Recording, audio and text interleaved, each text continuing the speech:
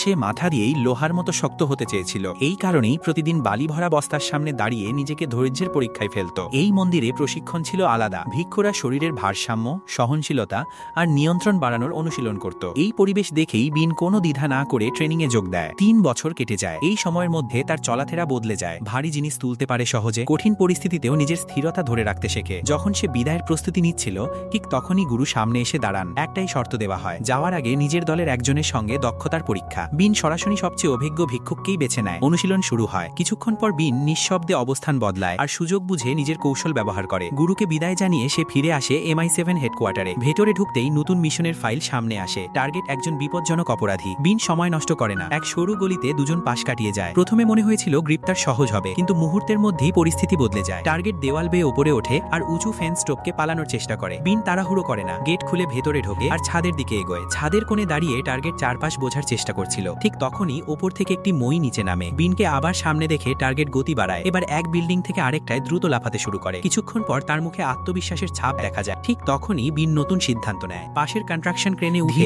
নিয়ন্ত্রিতভাবে নিচে নামে আর কয়েক সেকেন্ডের মধ্যেই নিজেকে সরাসরি টার্গেটের সামনে এনে দাঁড় করায়।